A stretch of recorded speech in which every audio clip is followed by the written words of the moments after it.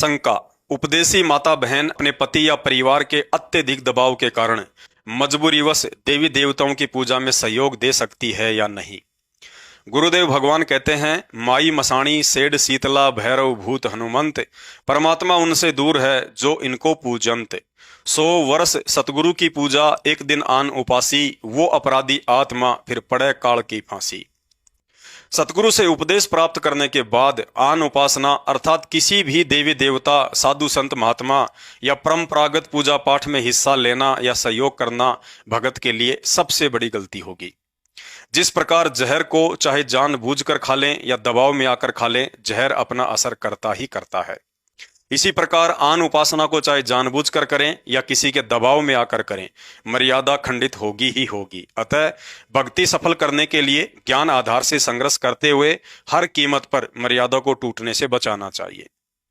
गुरुदेव भगवान ने बताया कि 3 प्रकार से मर्यादा खंडित होती है।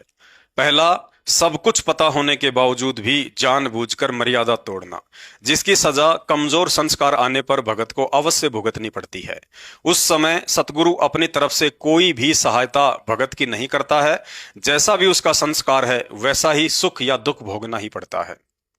दूसरा, अनजाने या धोखे से मर्यादा का टूटना, जिसकी सजा भगत को नहीं भुगतनी पड़ती है, परंतु गलती का पता चलते ही तुरंत गुरुदेव भगवान से क्षमा याचना अवश्य करनी चाहिए। उदाहरण के लिए, आपके साथ मजाक या धोखा करते हुए किसी ने शराब पिला दी या मांस खिला दिया, तो ऐसे में मर्यादा खंडित नहीं होती है, लेकिन पता चलते ही तुरंत ऐसे लोगों की कुसंगति को त्याग देना चाहिए और आगे से विशेष सावधानी भी बरतनी चाहिए।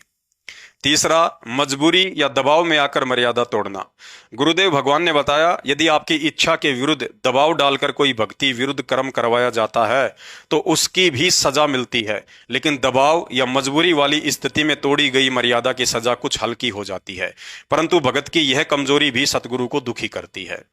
इसलिए भगत को चाहिए कि ज्ञान को आधार बनाकर अपने आत्म कल्याण के लिए बहन मीराबाई व भगत मंसूर की तरह अपने सतगुरु भगवान पर विश्वास रखकर उन परिस्थितियों का डटकर मुकाबला करेंगे तो भगत के साथ परमात्मा भी खड़ा हो जाता है। यदि संघर्ष से पहले ही घुटने टेक कर हार मान लेंगे तो ऐसी कायर आत्माओं का सतगुरु भी साथ नहीं देता। भाई और बहनों, सत्संग सुनकर थोड़ा सा विचार अवश्य करना होगा। हमसे भक्ति करवाकर सतलोक ले जाने के लिए गुरुदेव भगवान का कोई स्वार्थ नहीं है। कोई ये सोचे कि सतलोक में परमात्मा ने बहुत बड़ी कोई फैक्ट्री खोल रखी होगी और वहां की लेबर ने हड़ताल कर रखी होगी, इसलिए परमात्मा हमसे मजदूरी करवाने के लिए यहां से लेकर जाना चाहते हैं। ऐसा बिल्कुल भी नहीं है। ये तो हम नीच आत्माओं का कोई पुरबला भाग्य उदय हुआ है, जो सतलोक के राजा सतगुरु रामपाल जी भगवान हम पर प्रसन्न होकर समस्त गलतियों को नजरअंदाज करके इस नरक से बाहर निकालने के लिए स्वयं ही चलकर आए हैं। अन्यथा स्वयं परमात्मा की वाणी है, शीश उपाड़े भूमि धरे और ऊपर राखे पांव, कबीर का घर शिखर में, तेरी गरज पड़े तो आओ। अर्थात उस दुर्लभ लोक सतलोक में जाने के लिए तो यदि करोड़ों बार हाथों से अपना शीश काटकर भी सतगुरु के चरणों में भेंट चढ़ाओ तो भी उन्हें प्रसन्न नहीं किया जा सकता है। लेकिन आज हमारी सोच से भी परे इतने सस्ते में भगवान प्रसन्न होकर सतलोक से चलकर और उल्टा स्वयं ही सतलोक चलने के लिए हमसे प्रार्थना कर रहा है। भाई और बहनों, ये कोई योग या संयोग नहीं, बल्कि अति दुर्लभ से दुर्लभ महायोग है, जिसे सतगुरु ने स्वयं ही पैदा किया है। अन्यथा जो भयंकर गलतियां करके परमात्मा की नजरों से नीचे गिरकर काल के साथ साथ इस 21 ब्रह्मांड रूपी जेल में गिरकर युगों युगों से हम महाकष्ट भोग रहे हैं, उन गलतियों की क्षमा याचना यहां हमारी किसी भी क्रिया से संभव नहीं है। अर्थात आज परमात्मा का मिल जाना हमारी कोई समझदारी या योग्यता नहीं, बल्कि यह तो उनकी स्वयं की ही कोई मौज है।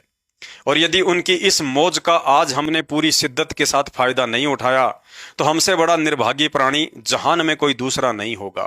फिर तो महावीर स्वामी की तरह करोड़ों करोड़ों जन्म गधे, कुत्ते, सुअर, बिल्ली, हाथी और फिर नरक महानरक का कष्ट अलग, अर्थात एक बार 84 में जाने के बाद ना तो हम किसी की बात समझने के लायक रहेंगे और ना ही कोई समझाने के लायक होगा।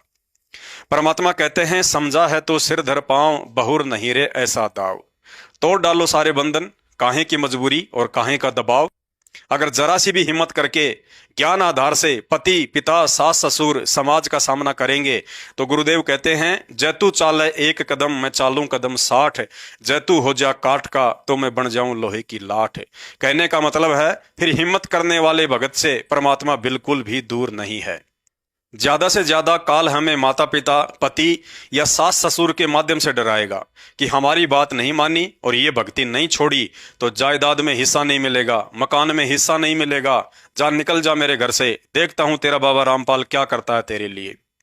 अगर उस परीक्षा के समय में दृढ़ होकर भगत या भगतमती उन काल प्रेरित लोगों से हार नहीं मानता है और यही कहता है कि भाई घर छूटो या जग रूठो, चाहे रूठो ये संसारा हो, कौन सुनेगा फिर मेरी काल नगर में जब गुरु रूठ गया मेरा हो।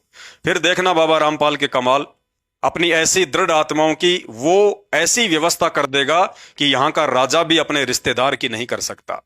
गुरुदेव कहते हैं, कबीर कहे मेरे भगत को दुख ना दीजियो कोई, मेरा भगत दुखी तो मैं दुखी, मेरा आपा भी दुखी होए। हम ही हिरणाकुश का पेट फाड़ा, हम ही मारा कंस, जय कोई सतावे मेरे भगत को तो उसका खोद्यूं वंश।